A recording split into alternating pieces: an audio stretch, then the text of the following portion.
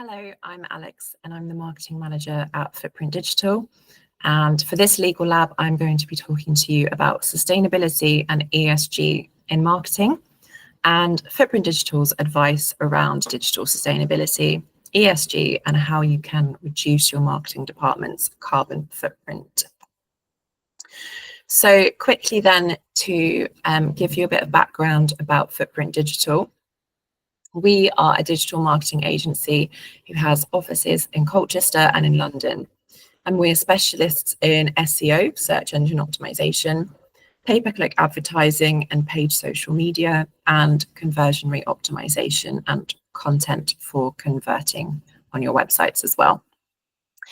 Our purpose at the agency is to humanize digital, and we do this by trying to demystify digital through constant education and support. So it's no longer an alien concept for colleagues, clients, and our wider network.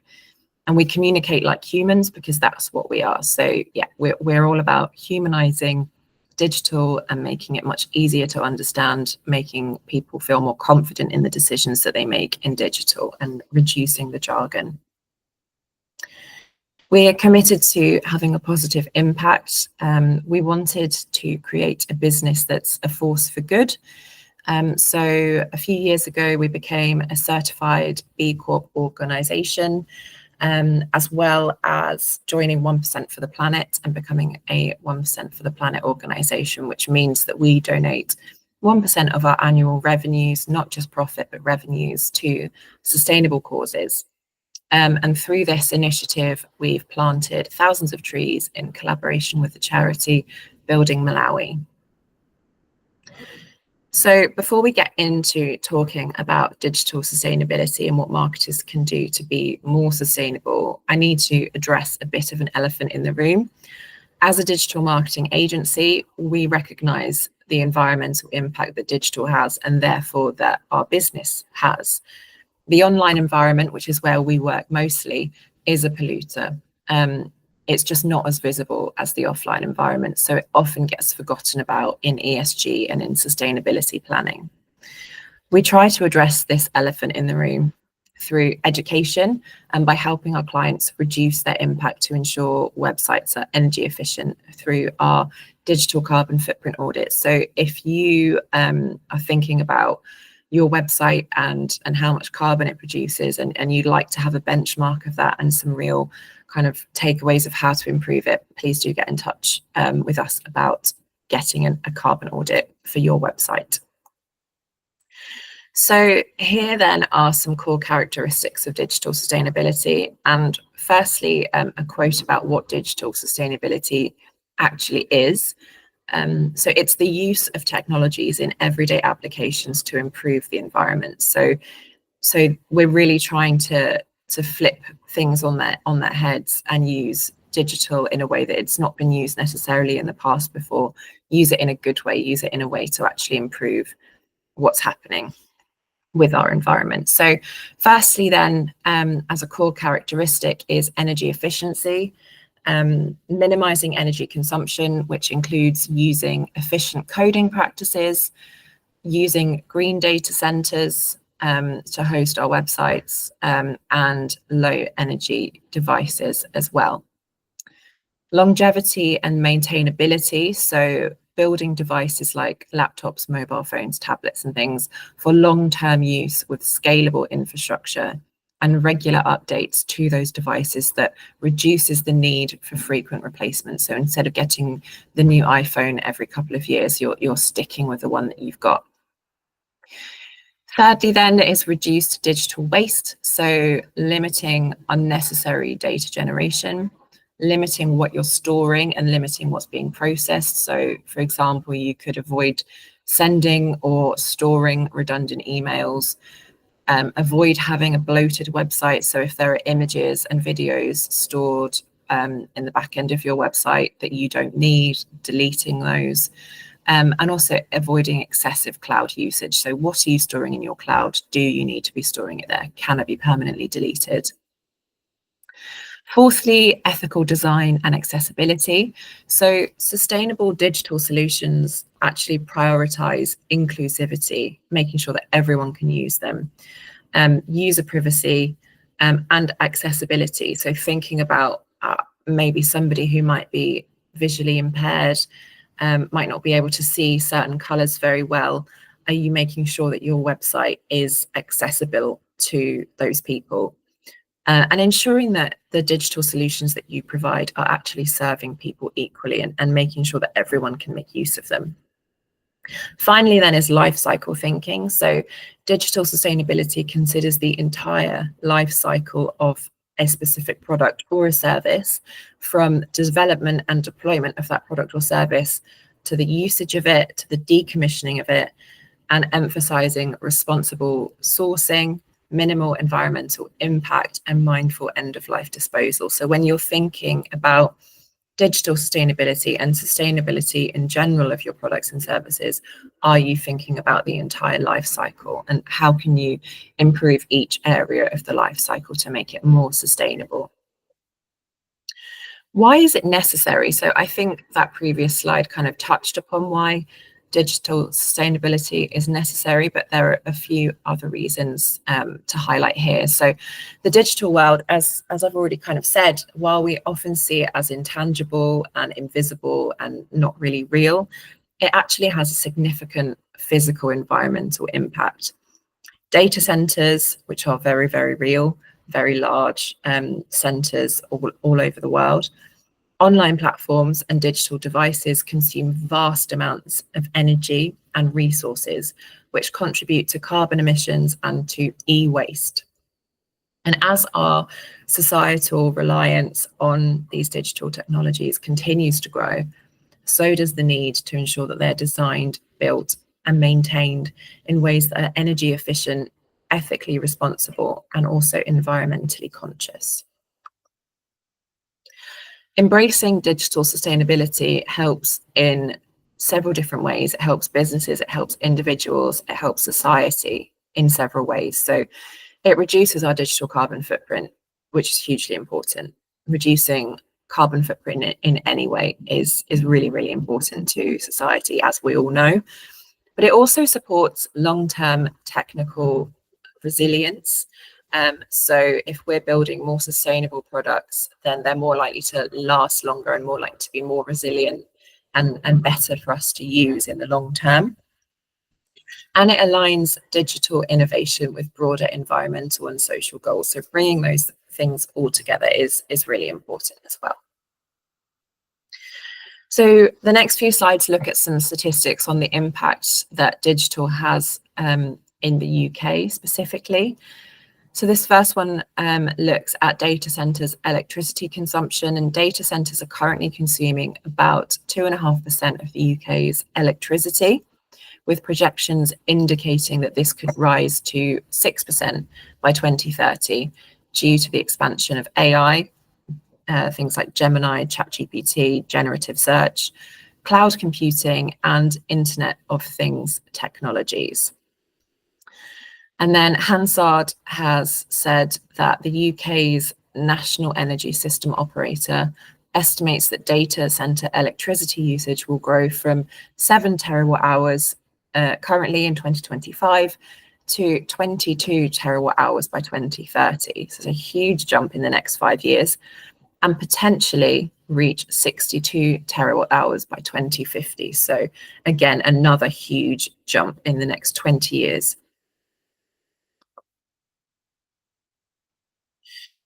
Gov.uk suggests that in the year 2023 to 2024, UK government ICT operations emitted approximately 340,000 tonnes of CO2, marking a 9% reduction from the previous year. So that is a great reduction.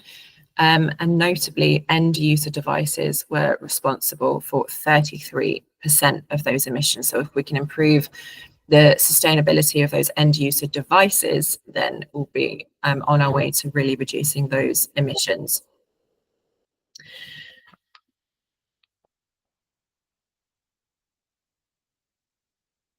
The data center review said that commercial data centers in the UK consumed around 12.6 terawatt hours between the years 2021 and 2023, which accounted for about 4% of the nation's total electricity consumption.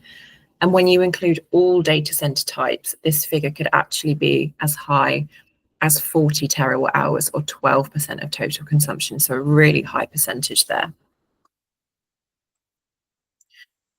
And then if we look at digital activities, carbon footprint, so thinking about everyday digital activities that we all do that contribute to carbon emissions. So whether that be going on to Instagram, watching videos on YouTube, watching TV, sending emails at work, thinking about those things. For instance, an average WhatsApp group chat, where most of us are in WhatsApp group chats, an average one can emit 2.35 kilograms of CO2 per week, which is quite scary to think about.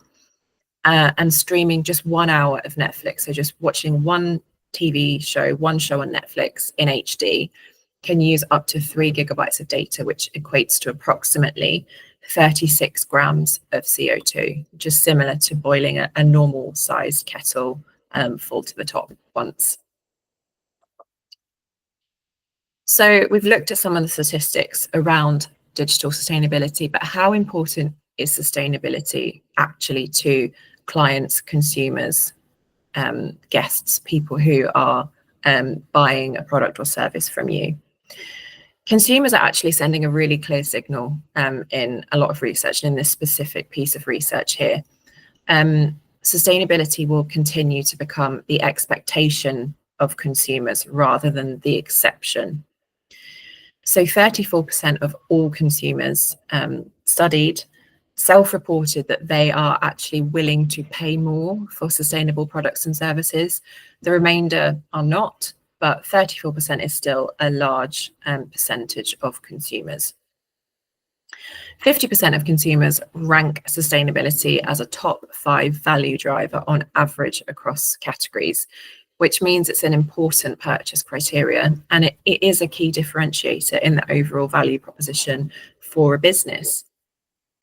63% of global consumers have actually already made either a modest to significant change to their consumption behaviours over time in an effort to live more sustainably. So they are actually committing. They're not just kind of thinking about sustainability, they're changing their lifestyles and they're changing their purchasing behaviours in order to be more sustainable. And 78% of global consumers feel that environmental sustainability is important. So 78% of consumers think it's important. They like the idea of being sustainable and they want to live more sustainable lives. So they're aspiring to be more sustainable, which means that us as businesses, as service providers, need to make sure that they can meet these aspirations. Which said that there is a substantial majority of UK adults who are expressing concern about climate change and acknowledging that their personal responsibility is to mitigate the environmental impact that their purchasing decisions have. So there's clearly a high concern for climate change amongst UK adults and people with purchasing power. And Rafina Designs found that a significant portion of consumers are willing to pay a premium for sustainable products, with some accepting up to a 10% price increase. Zinkler found that a large majority of consumers want brands to be more transparent about their sustainability practices, and many are willing to change their purchasing habits for sustainable products. So when you're marketing, make sure you're thinking about your transparency, thinking about what your consumers want to know, need to know about how you create your products, what your website is doing to be more digitally sustainable, things like that. And YouGov found that consumers are increasingly aware of how their digital lives affect the planet, particularly regarding the energy consumption of data centers and the environmental cost of manufacturing new tech devices. So people don't necessarily want the next digital device every single year. They want to hold on to their old devices and make those old devices last longer. And people don't kind of don't think of digital sustainability as this invisible thing anymore. They understand that data centers are very real, and they understand more about data centers. So it's important now for businesses to understand that, and to kind of make it more clear for their consumers as well in their marketing and their collateral. There are some barriers and challenges to being digitally sustainable and to being sustainable in general. YouGov found that a significant number of consumers think that eco-friendly products are more expensive, which can deter sustainable shopping. So we need to try and alleviate those anxieties around cost concerns. And also we need to be trying to make consumers feel more positive, because there is a lot of skepticism and fatigue around sustainability and the word sustainability and trying to be more sustainable. People are becoming more skeptical, more negative about the impact that their sustainable choices are actually having. So what's the point in me buying this sustainable product or going to someone for a service that's more sustainable when it's not really having an impact on the world? Some believe that adopting a more sustainable lifestyle is actually making no difference. So how can we show them how their sustainable choices with us and with our business or with our agency or with our firm or whatever makes a difference? And then there are some things that we as digital marketers or traditional marketers can do to improve digital sustainability. So firstly, we can optimize our website performance, compress images and videos to reduce page weight, use lazy loading for media files, minimize the use of unnecessary plugins and scripts. So if you're not using them, delete them. Don't just leave them on your website. And choose a green web host that uses renewable energy. There are quite a few of them out there now, so it's becoming more and more easy and accessible for all websites to be hosted by a host that uses renewable energy. Rethink our email marketing as well. So clean up your email lists to avoid sending emails to inactive users or accounts that just bounce all the time. This is really good for your business in general, but it's also really important for sustainability. Use plain text emails when visuals aren't necessary. I know that a lot of marketing emails need to have some kind of visual, but if there are certain emails that you're sending out that don't need visuals, don't use them. And reduce the frequency of mass email campaigns and instead focus on really targeted content. I think both the environment and your email lists will thank you for that. Use data responsibly. So there are loads of different reasons why we need to use data responsibly, and digital sustainability is just one of them. But make sure you're only storing necessary data. Avoid excessive tracking scripts and third-party cookies, and delete any outdated digital assets. If you don't need them, delete them. And make sure that you're also deleting them from bins and deleted folders as well, because they're still being saved in there. Choose sustainable tools and partners. So work with platforms and tools that prioritize energy efficiency and carbon neutrality. And use low impact digital platforms for video conferencing, for file sharing, for things like collaboration. Streamline your digital ads. So avoid as much as possible high emission formats like autoplay videos. Run geo-targeted and audience-specific ads to reduce waste, and optimize your campaigns to reach goals with much less data processing. So if that's something that you're interested in, if digital sustainability is something that you want to have a further conversation around, or if you have any questions, please feel free to reach out to myself. I can either answer those questions for you or get one of our tech team to get back in touch with you.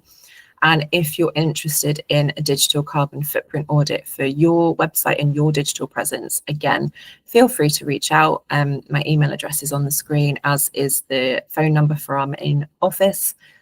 So yeah, I hope that you've enjoyed this Legal Lab, and we look forward to seeing you on the next one. Thank you.